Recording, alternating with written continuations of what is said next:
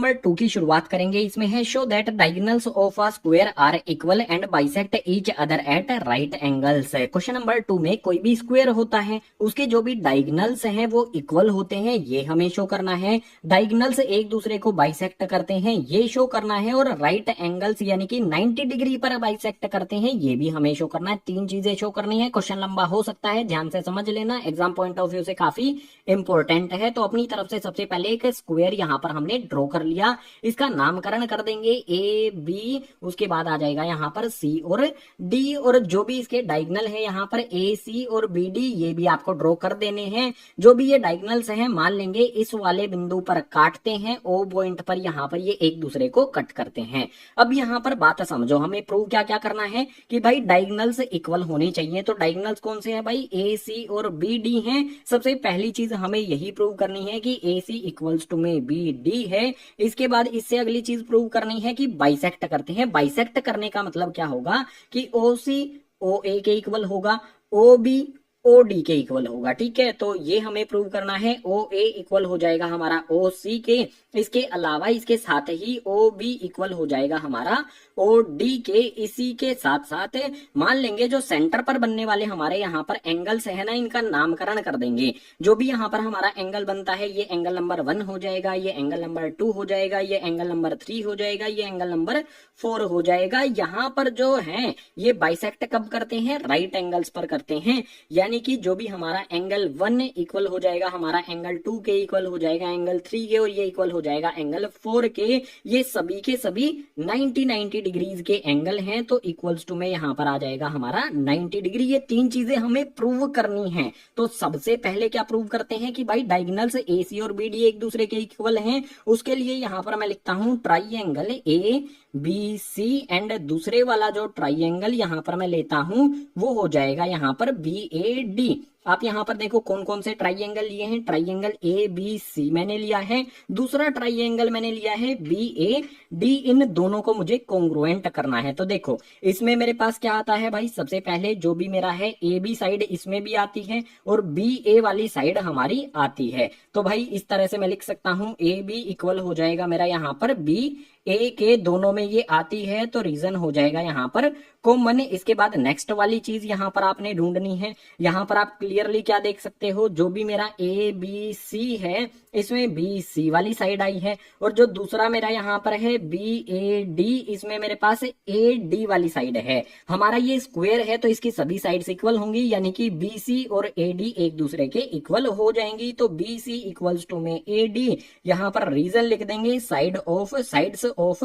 Square. हर एक point के लिए रीजन लिखना बहुत जरूरी होता है। इसके बाद नेक्स्ट यहाँ पर ए बी सी में हमारे पास यहाँ जो एंगल बनेगा वो 90 डिग्री का होगा। बिल्कुल इसी तरह से बी ए डी में हमारे पास जो ये एंगल बनेगा ये भी 90 डिग्री का होगा। यहाँ पर एंगल बी है, यहाँ पर एंगल ए है, तो मैं इस तरह से लिख सकता हूं कि जो भी मेरा एंगल बी है वो इक्वल हो जाएगा एंगल ए के। रीजन यहाँ पर आ जाएगा बोथ 90 डिग्री। अगर हमारा ये स्क्वायर है तो इसके सभी के सभी एंगल्स ए और बी जो हैं वो 90 डिग्री के हो जाएंगे। हमने यहाँ पर 3 पॉइंट मिल गए हैं, तो मैं इस तरह से लिख सकता हूं कि भाई ट्राइएंगल जो है मेरा ए बी सी ये कॉन्ग्रुएंट हो जाता है भाई किसके, ट्राइएंगल बी ए डी के। कौन से रूल से हुआ है, देखो हमें पहले साइड मिली, फिर एंगल मिला, फिर हमें साइड मिली, दोनों साइड्स के बीच में हमारा एंगल आया है। तो मैं क्या कह सकता हूं, साइड एंगल साइड।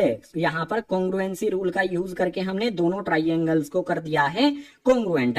अब इन दोनों ट्राइएंगल्स में आप क्या देखते हो, देखो इसमें ए सी आता है, इसमें बी डी आता है। जो हमारा ए सी है और बी डी है ये क्या है, डायगोनल्स हैं। तो मैं इस तरह से लिख सकता हूं कि ए सी इक्वल हो जाएगा हमारा यहाँ पर बी डी के। कौन से रूल से हुआ है भाई, सीपी सीटी रूल का यहाँ पर हमने यूज किया है। ए सी और बी डी हमने यहाँ पर इक्वल कर दिए। अब दूसरी बारी आएगी कि भाई हम इस वाले पॉइंट को सोल्व करें, ये हम शो करें। इसको शो करने के लिए फिर से हम दो ट्राइएंगल लेंगे। कौन सा भाई, ट्राइएंगल ए ओ बी, और दूसरा हो जाएगा हमारा सी ओ डी। ध्यान से समझना, नेक्स्ट पॉइंट हम यहाँ पर करने वाले हैं। ठीक है, तो यहाँ पर मैं लिख लेता हूं इन ट्राइएंगल कौन कौन सा भाई, ए ओ बी ट्राइंगल है, एंड उसके बाद मेरा कौन सा है, ट्राइंगल सी ओ डी। इन दोनों को अब मुझे क्या करना होगा, कॉन्ग्रुएंट करना होगा। तो देखो ए ओ बी यहाँ पर है और यहाँ पर है सी ओ डी वाला ट्राइंगल। ये दोनों ट्राइंगल्स को कॉन्ग्रुएंट करने के लिए सबसे पहले मेरे पास क्या पॉइंट होगा, जो हमारा यहाँ पर एंगल बनता है एंगल, और यहाँ पर बनने वाला जो एंगल है ये एक दूसरे के इक्वल होंगे, क्योंकि भाई इस तरह से हमारी कौन सी हो लाइंस होती हैं, ये पैरेलल लाइंस हैं,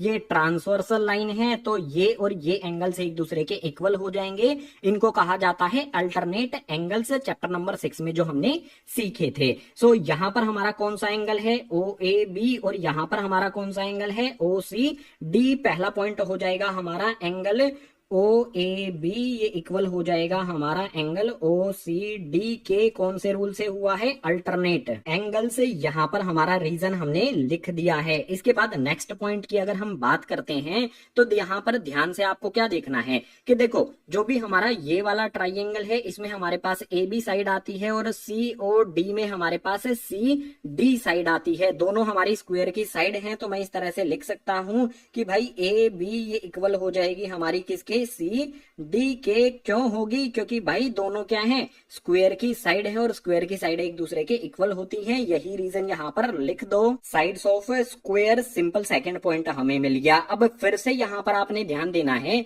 कि जो भी हमारी ये एक ट्रांसवर्सल लाइन हो जाएगी, अब इस ट्रांसवर्सल लाइन के इधर बनने वाला एंगल और इधर बनने वाला जो एंगल है ये भी तो एक दूसरे के इक्वल होंगे। अब कौन कौन सा एंगल है ये, ओ बी ए, उसके बाद यहाँ पर है ओ डी सी, ये दोनों एंगल से इक्वल हो जाएंगे। तो यहाँ पर मैं लिख सकता हूं इस तरह से, एंगल ओ बी ए, उसके बाद इक्वल हो जाएगा ये एंगल ओ डी सी के। इसका रीजन क्या होगा, ये भी हमारे कौन से एंगल्स हैं भाई, अल्टरनेट एंगल्स हैं। तो यहाँ पर आप फिर से रीजन लिख दो, अल्टरनेट एंगल्स। हमें यहाँ पर 3 पॉइंट मिल जाते हैं, तो एक लाइन यहाँ पर मैं लगा लेता हूं। उसके बाद मैं क्या लिख सकता हूं कि ट्राइंगल ए ओ बी और सी ओ डी जो हमारे हैं ना, ट्राइंगल ए ओ यहाँ पर आ जाएगा मेरे पास बी, ये कॉन्ग्रुएंट हो जाएगा ट्राइंगल सी ओ डी से। अगर ये दोनों ट्राइंगल मेरे कॉन्ग्रुएंट हो जाते हैं, कौन से रूल से हुए हैं, रूल भी हमें लिखना पड़ेगा। पहले एंगल मिला, फिर साइड, फिर एंगल, यानी कि कौन से रूल से होता है,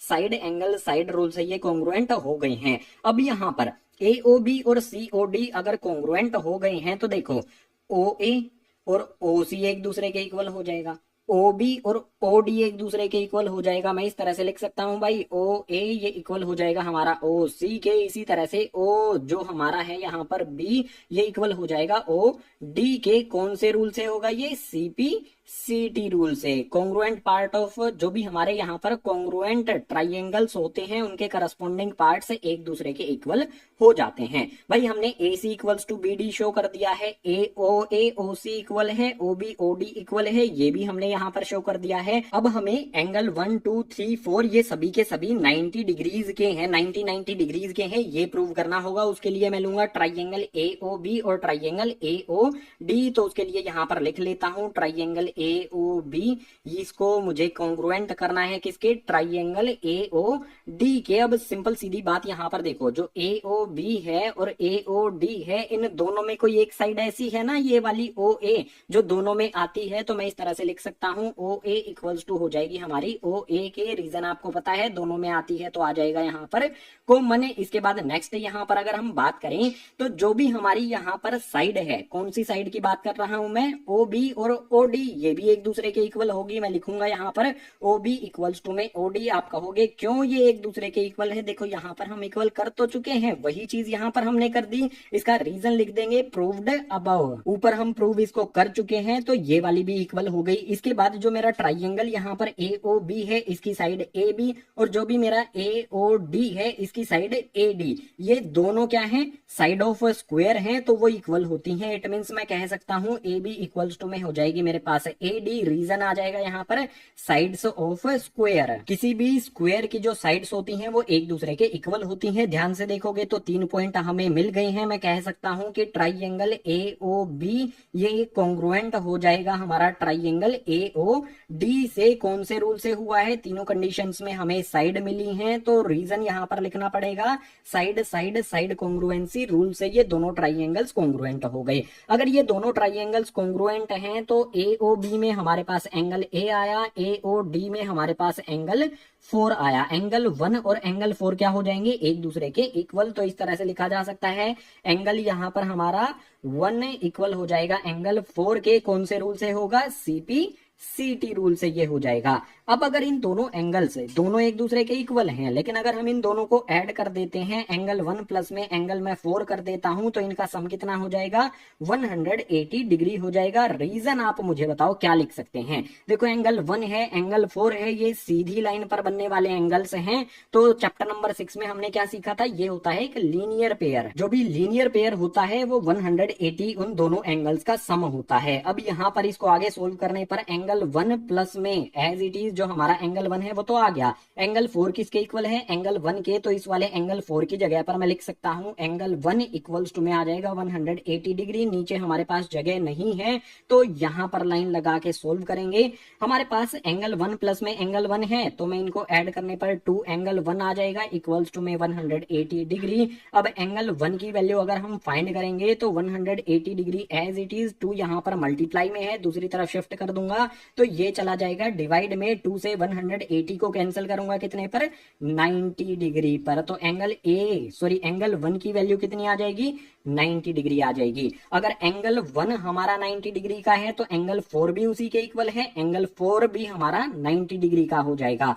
अगर एंगल 1 हमारा 90 डिग्री का है तो इसके वर्टिकली अपोजिट कौन सा है, एंगल 3, ये भी 90 का। इसी तरह से एंगल 4 90 का है तो 2 भी 90 का हो जाएगा। हम ये कंक्लूजन निकाल सकते हैं कि एंगल 1 इक्वल है 90 के तो एंगल 2 इक्वल्स टू 90 होगा, एंगल 3 जो है वो भी हमारा 90 डिग्री के इक्वल होगा और एंगल 4 जो है वो भी हमारा 90 डिग्री के इक्वल होगा। हमें 3 चीजें प्रूव करनी थी, AC इक्वल्स टू में BD यहाँ पर हमने प्रूव कर दी। इसके बाद सेकेंड पॉइंट जो था यहाँ पर हमने प्रूव कर दिया और जो थर्ड पॉइंट था यहाँ पर हमने प्रूव कर दिया। मैंने शुरू में ही कहा था क्वेश्चन लंबा होगा, 3 चीजें हमें प्रूव करनी थी, तीनों चीजें प्रूव कर दी तो क्वेश्चन नंबर 2 कंप्लीट। क्वेश्चन